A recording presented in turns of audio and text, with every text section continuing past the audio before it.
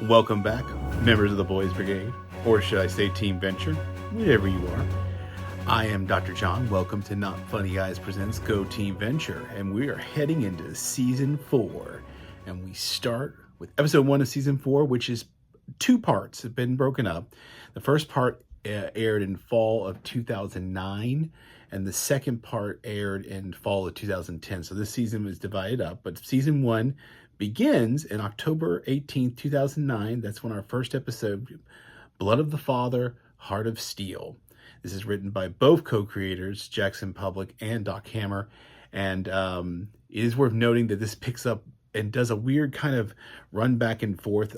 Some people have called it a Christopher Nolan-esque timeline, but we find ourselves split between the past and the future, kind of running in parallel. In the past, we pick up right after the OSI, in the incident of the battle at the Venture compound and them trying to put Brock Sampson back together, and we see things through his points of view.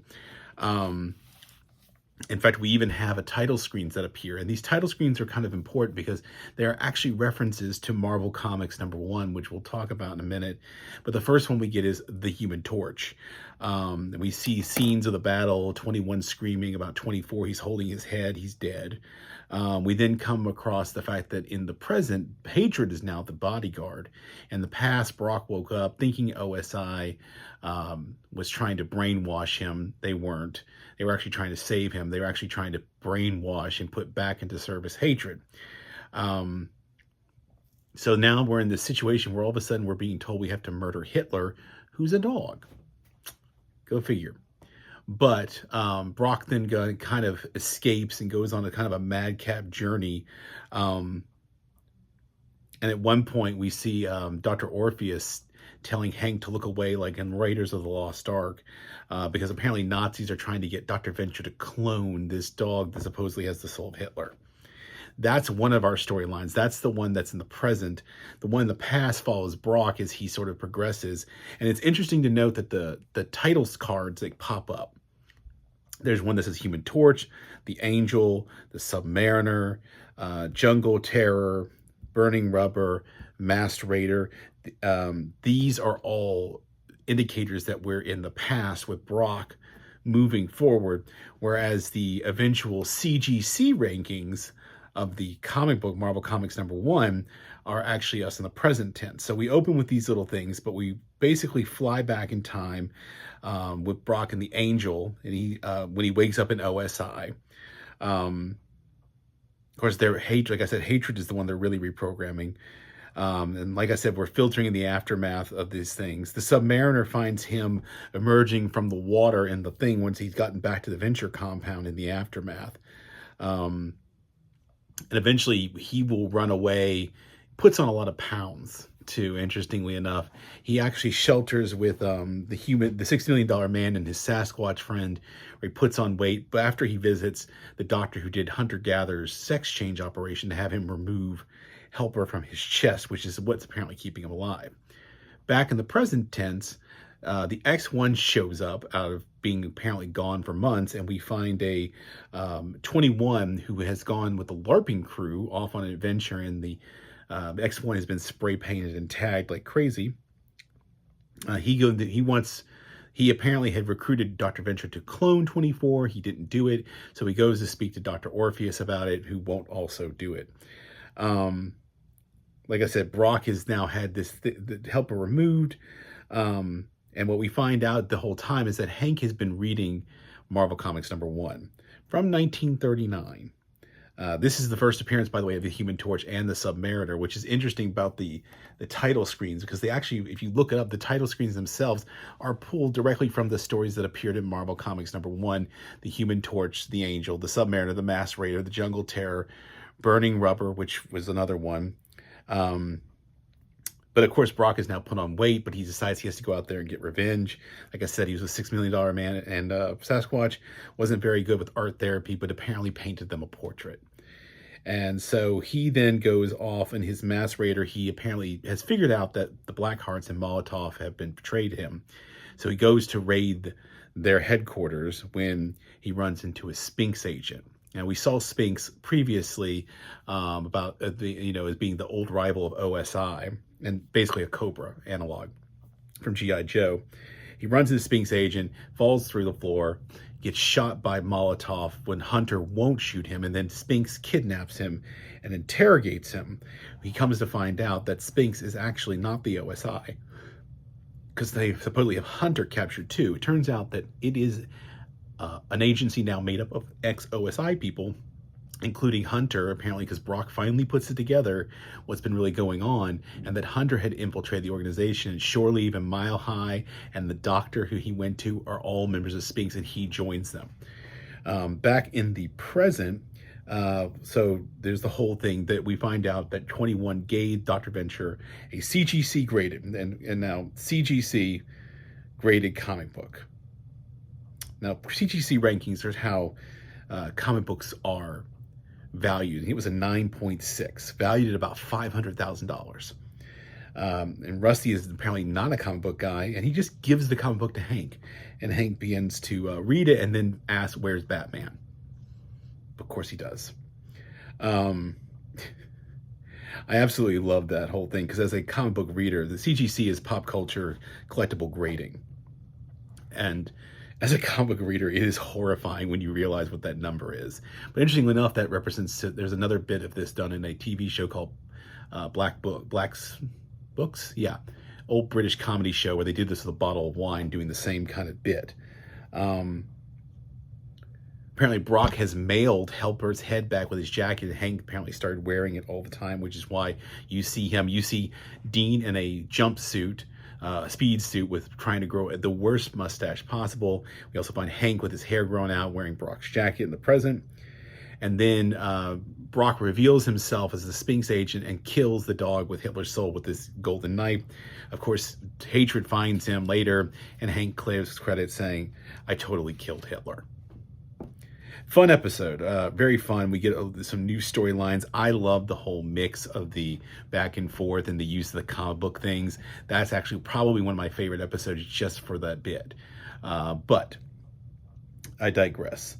Fun episode, just a fun little thing to kick the season off with a little thing. And as usual, there is a different intro for this one too. So in season 1, we had the standard intro.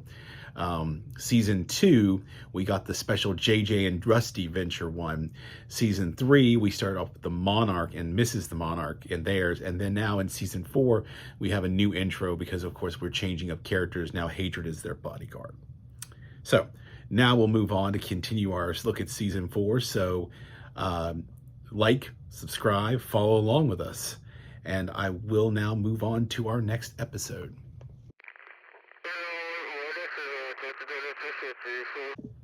All right, season 4, episode 2, we have Handsome Ransom. This aired on October 25th, 2009, written by Jackson Public. Now, this one is interesting. We bring back the Monarch in a very dramatic fashion. He has kidnapped Hank and Dean. As he tells Rusty Venture, the only proof that you've ever had sex. And apparently he then demands money, which is like kind of like, wait a second, you're arching for money now? And so he has this whole thing. And then at this point, the fun part, Hank is very, very sassy, and Rusty's mad at him. So he says, can we take Dean? You can keep Hank.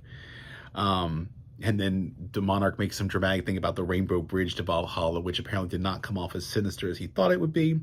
When all of a sudden, all this negotiation has been set up, it is then interrupted immediately after by the arrival of Captain Sunshine, who is a weird kind of Superman knockoff if he was Michael Jackson in the weird perverted way we don't like or think about. He still believes the lie that we were given back in Shadow Man 9 episode in season 3, that he thinks the Monarch is invincible because the Monarch told him that lie. Captain Sunshine apparently then takes the Monarch, and he will later return and take Hank. It is very much implied that Captain Sunshine is a pedophile, if you know what I mean. And when we see with Hank later, his place, his Sanctum Solarium, looks like a knockoff of the Neverland Ranch. So read what you want there. But 21 is now acting and being more like a badass. He's got ripped off sleeves and blades in his thing.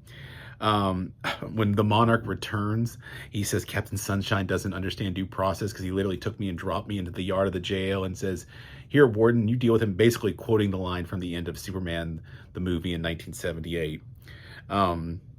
This is when he learns that hatred has, the Hank has been taken. Um, I love the fact that later on, when they try to ransom them, we will find out that hatred is trapped in a very sweaty box while they wait for the handoff that happens later. Of course, now he doesn't have Hank. This is a problem. So he then makes an arrangement to give them Dean. While Dr. Venture is going to get the money, and there's a whole thing about a do-over. Now we go back to Captain Sunshine. By the way, Captain Sunshine, voiced by Batman the Animated Series and legendary great Kevin Conroy. So funny. Does such a great job. We find out he has Butler. His name is Desmond.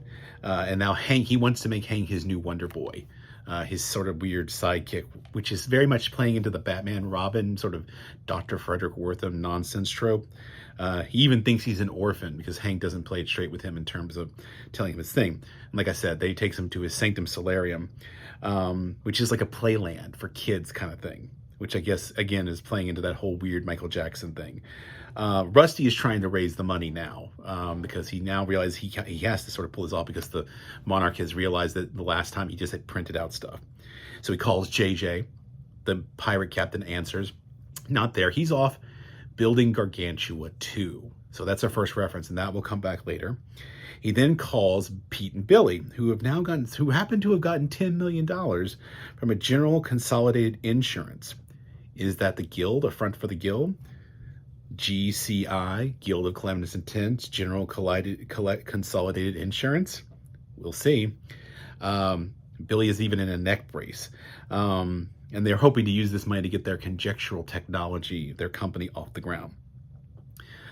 Desmond, when putting Hank to sleep for the night, offers him lube. And it's very much implied that this is like, for when you things in the butt. But it's actually for putting on for when he slides down the slide into his outfit as Wonder Boy. So it's a whole kind of haha joke, very tongue-in-cheek.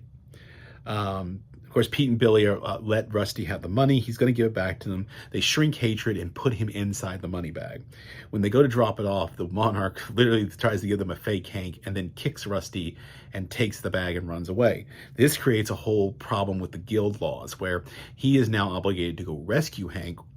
The same thing, thanks to hatred being there, he tells them the same thing, that if they go and rescue Hank, then the Monarch has to give the money back. So the money thing is all in play, but there are rules.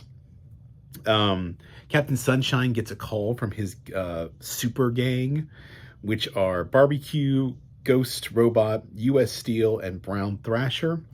Monarch still doesn't have Hank, of course, but like the guild rules said. Now, interestingly enough, at night, this same superhero team, the super gang, become the news team. In fact, the Action 5 news team. And they're very proud of their new helicopter that they have to cut to. And apparently, Captain Sunshine's alter ego, which we will learn his powers don't work at night, is Chuck Scarsdale. Pete, of course, calls Billy when they try to break into because they're all trying to rendezvous at his place. And Captain Sunshine loses it when he sees this report of the Monarch's cocoon approaching his own house. And that's when they cut to the Action 5 chopper. Fun little, hey, news thing, fashion. And of course, he'll steal that to try and get home because, of course, he can't fly. Pete is trying to get access into the mansion and free Desmond. He calls Billy his ward. Again, another Batman reference. Captain Sunshine breaks from his alias, gets back home in the chopper. And then, of course, it's realized that his powers are useless at night. But for some reason, the Monarch is stupid enough to bombard him with a ray of radiation, simulating his powers, and then gives him back his powers at night. He then proceeds to beat the crap out of them. Captain Sunshine learns that Hank is not a orphan, has his heart broken. In fact, at one point, Rusty tells him that his outfit looks like he's in a pride parade, and his Wonder Boy outfit. Hank goes home. But of course, they've broken Captain Sunshine's heart. And of course, the Monarch and them all are forced to get a taxi. And when the taxi driver, who earlier had been paid by 21, even though he'd been told to kill him, wants a tip, and the Monarch darts him. And there ends the episode. So we're off to a strong start with season 4, and I'm really looking forward to this as we move along here. Next time on Monday, we'll have Perchance to Dean, and Return to Malice. And I'm assuming returning to Malice means we're going to have some quality time in that gated community of supervillains. But we'll chug and light around here with, like I said, this is part 1. This will take us through the first 8 episodes. Part 2, put me back from the hiatus. In fact, the big hiatus actually takes us from the end of 2009 to like literally 2010. So we'll see a big jump here as we move forward. But like I said, that's just with how the Venture Brother cartoon rolls in a lot of ways. But until then, I hope you have a good time. Like, subscribe, comment, follow along, write in, tell us things you want us to do. Until then, go Team Venture. Say not funny guys again. Not funny guys again. No, can you say not funny guys?